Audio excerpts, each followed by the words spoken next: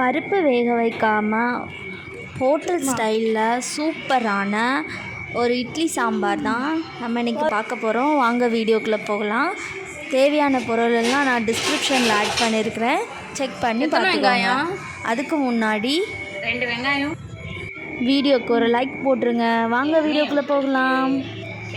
இப்போ குக்கரில் கொஞ்சமாக ஆயில் விட்டு கொஞ்சமாக வெங்காயம் ஆட் பண்ணி கொஞ்சமாக பச்சை மிளகாய் ஆட் பண்ணி அதை நல்லா கோல்டன் ப்ரௌன் வர வரைக்கும் வதக்கி எடுத்துட்டு அதுக்கப்புறமா கொஞ்சம் தக்காளி ஆட் பண்ணிக்கிறேன்.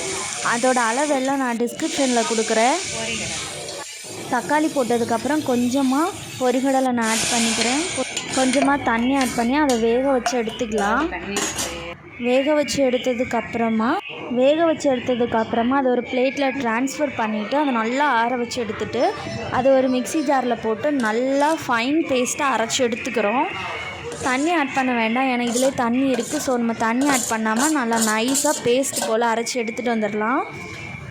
அரைச்சி எடுத்ததுக்கப்புறமா அதே குக்கரில் கொஞ்சமாக ஆயில் விட்டு அது நல்லா ஹீட் ஆனதும் கொஞ்சமாக கடுகு போட்டு கொஞ்சமாக வெந்தயம் ஆட் பண்ணிவிட்டு அதுக்கப்புறம் கொஞ்சமாக வத்தல் ஆட் பண்ணிக்கிறேன். 2-3 வத்தல் ஆட் பண்ணிக்கிறேன். அது கொஞ்சம் நல்லா ஃப்ரை ஆனதும் கொஞ்சமாக சின்ன வெங்காயமும் வெள்ளைப்பூடும் ஆட் பண்ணி நல்லா ஒரு கோல்டன் ப்ரௌன் வர்ற வரைக்கும் அந்த ஆயிலில் ஃப்ரை பண்ணி எடுத்துகிட்டு 1/4 ஸ்பூன் மஞ்சள்தூள் ஆட் பண்ணிக்கிறேன். 2 டீஸ்பூன் சாம்பார் பொடி ஆட் பண்ணிவிட்டு அதையும் நல்லா அந்த மசாலா வாசனை இல்லாத அளவுக்கு நல்லா வறுத்து எடுத்துக்கணும்.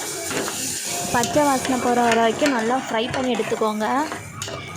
தேவையான அளவுக்கு தண்ணி ஆட் பண்ணிவிட்டு அதில் கொஞ்சமாக கல்லுப்பு கொஞ்சமாக புளி கரைசலும் ஆட் பண்ணிக்கிறேன். அதுக்கப்புறமா கொஞ்சமாக மிளகாத்தூள் ஆட் பண்ணி கொஞ்சமாக பெருங்காயத்தூள் ஆட் பண்ணிக்கிறேன். பொரிகடலை எடுத்து பவுடர் போலாக்கி அதில் கொஞ்சமாக தண்ணி விட்டு பிசைஞ்சு கொஞ்சம் திக்காக பேஸ்ட்டு போல் எடுத்துட்டு அதுக்கப்புறம் நம்ம கொதிக்கக்கூடிய சாம்பாரில் விட்டு கொஞ்சம் நேரம் கொதிக்க விட்டு அதில் கொஞ்சம் மல்லி இலை ஆட் பண்ணி சுட சுட இட்லி கூட சாப்பிடலாம். பருப்பு இல்லாத டைமில் நம்ம இந்த மாதிரி சூப்பரான சாம்பார் பருப்பே இல்லாமல் சாம்பார் செஞ்சு சாப்பிடலாம். இது இட்லிக்கு மட்டும் இல்லை, தோசைக்கும் நல்லாயிருக்கும். ஸோ நீங்களும் ட்ரை பண்ணி பாருங்கள். Bye for next video.